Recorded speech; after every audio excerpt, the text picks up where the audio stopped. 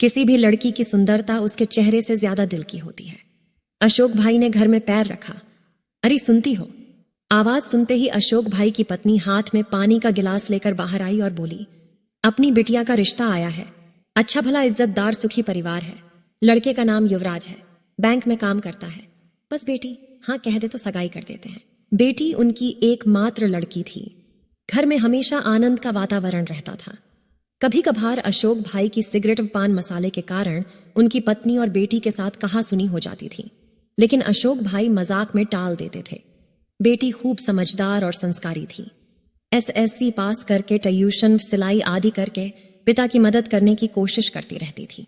अब तो बेटी ग्रेजुएट हो गई थी और नौकरी भी करती थी, लेकिन अशोक भाई उसकी पगार में से 1 रुपया भी नहीं लेते थे। रोज कहते थे, बेटी यह पगार तेरे पास रख, तेरे भविष्य में तेरे काम आएगी।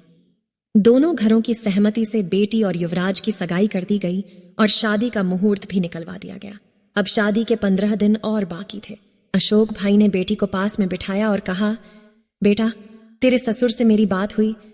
उन्होंने कहा, दहेज में कुछ नहीं लेंगे, ना रुपये, ना गहने और ना ही कोई और चीज। तो बेटा तेरे शादी के लिए मैंने कुछ रुपया जमा किए हैं। यह 2 लाख रुपये मैं तुझे देता हूं। तेरे भविष्य में काम आएंगे, तू तेरे खाते में जमा करा देना। ठीक है पापा। बेटी छोटा सा जवाब देकर अपने रूम में चली गई। समय को जाते कहां देर लगती है। 2 महीने पहले शुभ दिन बारात आंगन में आई।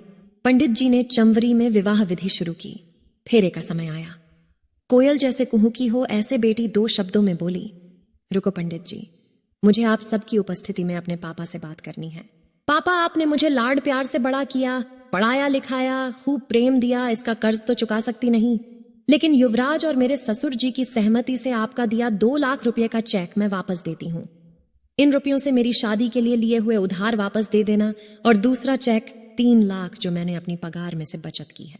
जब आप रिटायर होंगे तब आपके काम आएंगे। मैं नहीं चाहती कि आपको बुढ़ापे में किसी के आगे हाथ फैलाना पड़े।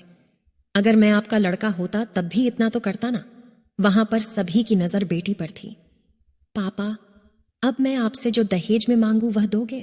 अशोक भाई भारी आवाज में, हाँ बेटा, इतना ही बोल सके। तो पापा मुझे वचन दो, आज के बाद सिगरेट को हाथ नहीं लगाओगे। तंबाकू, पान मसाले को आज से छोड़ दोगे। सबकी मौजूदगी में दहेज में बस इतना ही मांगती हूं। लड़की का बाप मना कैसे करता?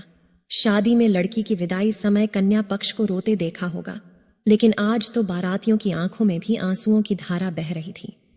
मैं दूर से उस बेटी को लक्ष्मी रूप में देख रहा था। रुपयों का लिफाफा मैं अपनी पर्स से नहीं निकाल पा रहा था। साक्षात लक्ष्मी को मैं कैसे लक्ष्मी दूं? लेकिन भ्रूण हत्या करने वाले लोगों को इस जैसी लक्ष्मी मिलेगी क्या?